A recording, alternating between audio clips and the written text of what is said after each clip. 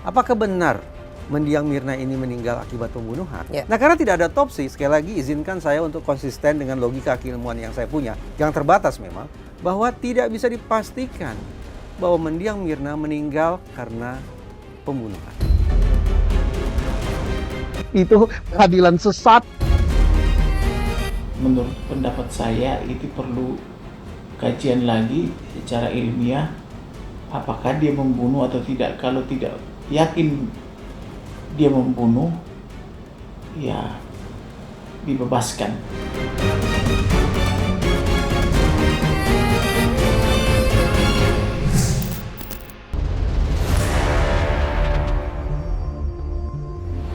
Kasus kopi sianida yang menewaskan Mirna Wayan Salihin sampai kini masih ramai menjadi perbincangan banyak orang.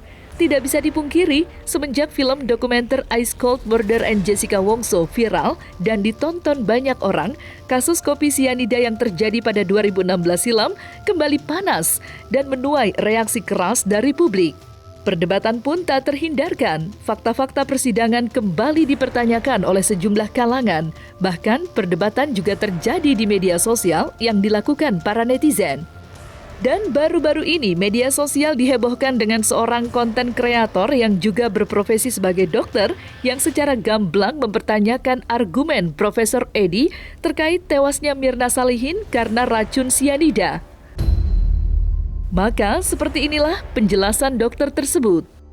Kemarin aku sempat bikin video tentang profesor yang ngomongnya itu ngelantur, di mana dia nyamain pH lambung yang 7 disamain dengan pH cairan lambung 1-3 gitu. Itu ngawur ya, profesor ngawur. Nah, akhirnya videoku ini di take down. Sudah dilepas ya, di restore, terus ke take down lagi. Nah, aku nggak tahu ya kenapa kok bisa begitu. Tapi ini aneh ya. Nah, buat teman-teman yang nggak percaya, nih ya, tak tunjukin. Itu gambar ya, bahwa ternyata memang pH lambung itu 7. Sedangkan pH cairan lambung baru 1-3. Inilah yang menjelaskan mengapa pH lambung pada barang bukti tersebut 5,5, karena memang terjadi proses asam ya. Jadi dia lebih ke arah asam, bukan ke arah basa yang katanya profesor tersebut akibat dari basa kuat sianida. Itu salah. Omong kosong profesornya itu ya. Itu omong kosong. Bukti dari pengadilan kemarin nih ya. Kalian baca. Di situ ada kesimpulannya adalah pemeriksaan luar. Berarti bukan ada otopsi ya. Hanya pemeriksaan luar, di mana tidak ada perlukaan. Nah, yang kedua adalah bibir bagian dalam kebiruan. Ini sangat aneh ya. Kenapa? Kita ketahui bahwa keracunan sianida maka berwarna merah, bukan kebiru-biruan.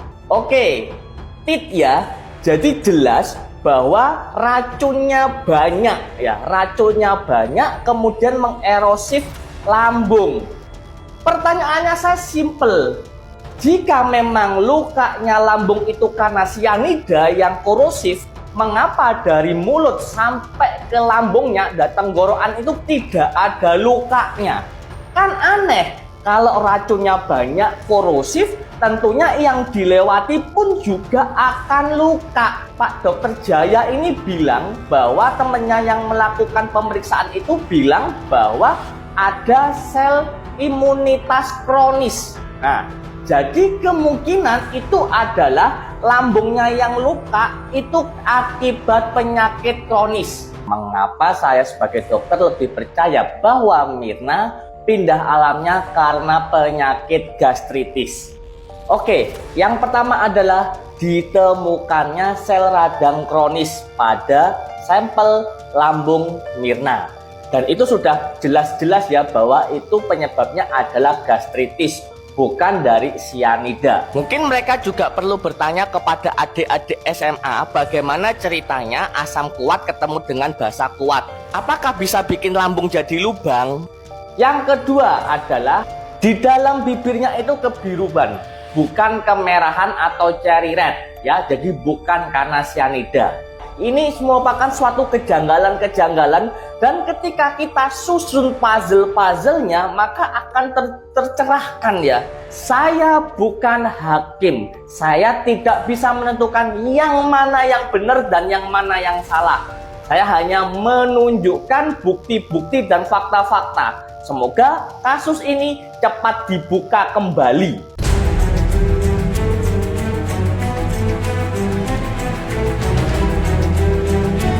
Benarkah Mirna Salihin tewas karena racun sianida?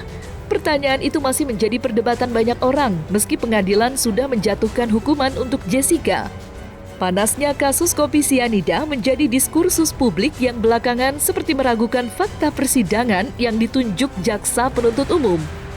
Dan baru-baru ini, Susno Duaji mengkritik keras peradilan lantaran mengabaikan alat bukti sebagai syarat untuk menyatakan status hukum pada seseorang. Tidak hanya Susno Duaji yang menduga ada banyak kejanggalan dalam kasus kopi sianida yang menjerat Jessica hingga harus mendapat hukuman 20 tahun penjara. Seorang ahli psikolog forensik, Reza Indragiri, juga menyampaikan pandangan hal serupa sesuai dengan keilmuannya. Maka seperti inilah penjelasan keduanya. Kita harus sepakat bunuh orang itu salah, bunuh orang itu jahat. Harus dihukum. Itu ya, sepakat ya. Jadi ini bukan sebuah edukasi tentang penggunaan racun sebagai instrumen kejahatan. Jangan ditafsirkan ke situ. Kenapa orang menggunakan racun? Karena racunlah instrumen kejahatan yang memungkinkan bagi si pelaku untuk membangun alibi secara sempurna. Sempurnanya bagaimana? Sempurna itu tercermin pada teori segitiga kejahatan. Bahwa kalau TKP-nya di situ, pelakunya di situ, korbannya pasti di situ, segitiga kejahatan. Benar. Ini nggak kena kalau kita bicara instrumen kejahatan racun.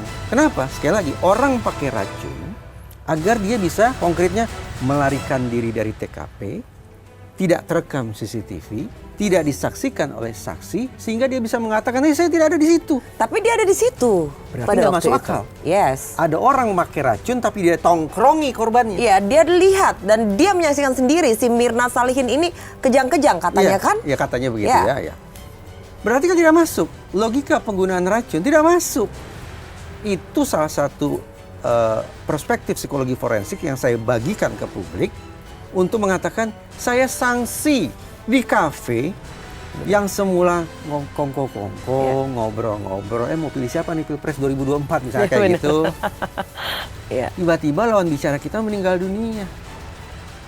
Teman baik pula. Siapa yang nggak panik? Justru kepanikan merupakan reaksi yang sangat alamiah. Kalau dia tidak panik, justru aneh.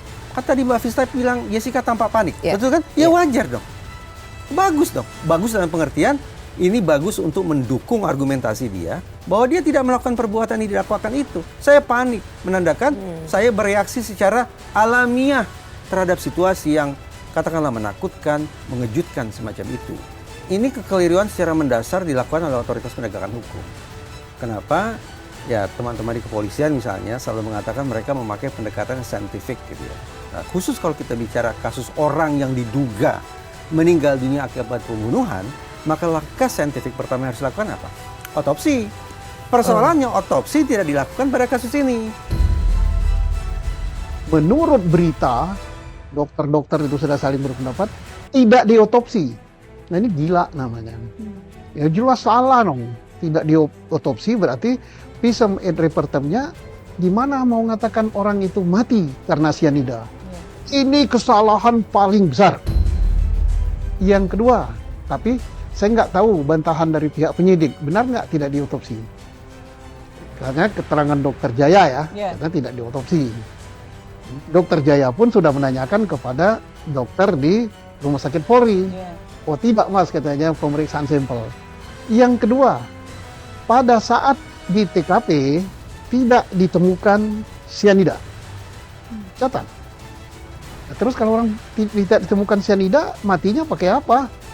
Yang ketiga, saat di TKP juga katanya, ya bukan kata saya ya, katanya Pak Oto Hasibuan, orang uji coba minum sisa sianida, sisa kopi sianida itu, 4 orang atau berapa? Enggak mati.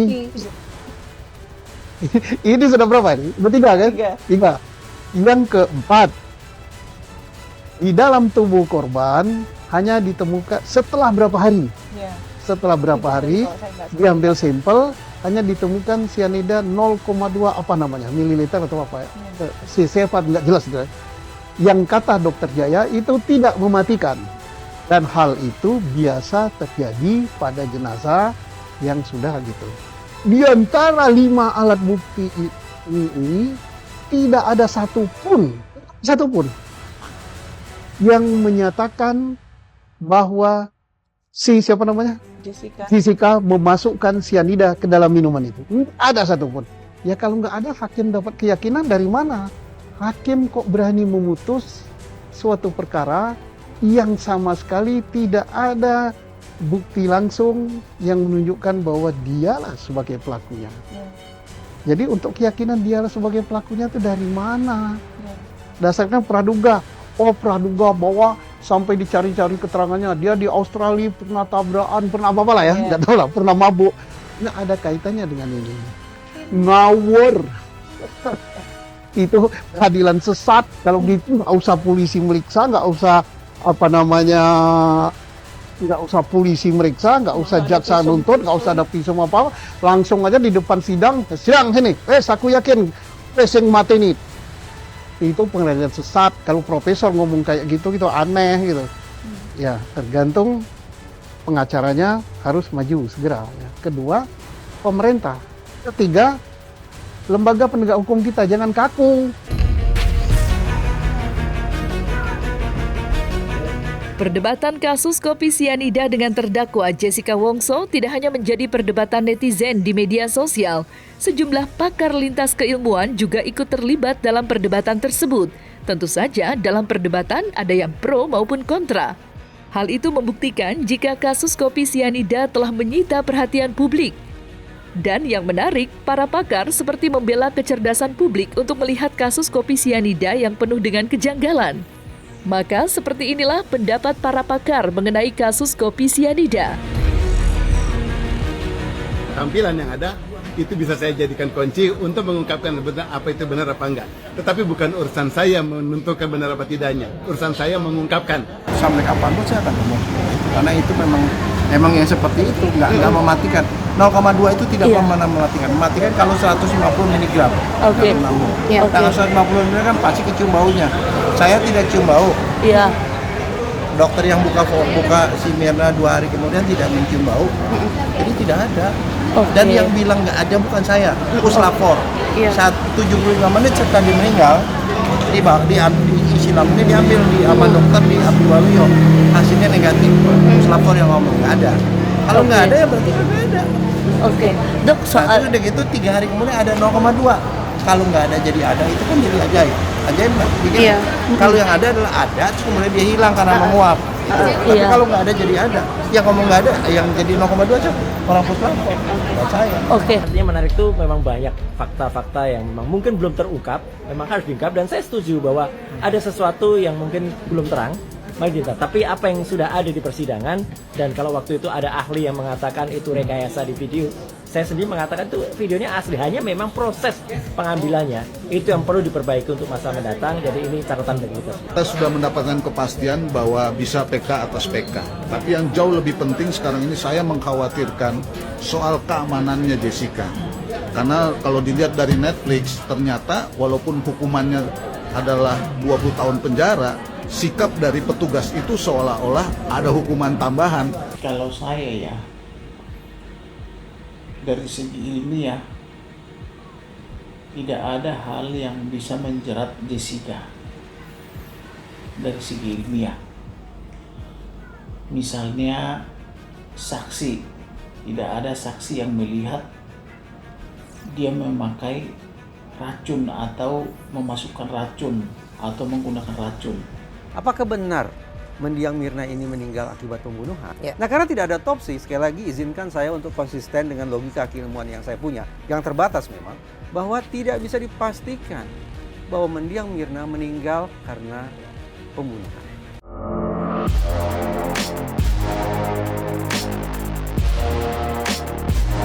Nah, selesai sudah, Cumi Lovers. Saksikan terus Cumi Camp In-Depth. Kabar lengkap, mendalam, dan akurat dari narasumber terpercaya. Dan jangan lupa untuk like, subscribe, dan juga share channel YouTube Cumi Cumi.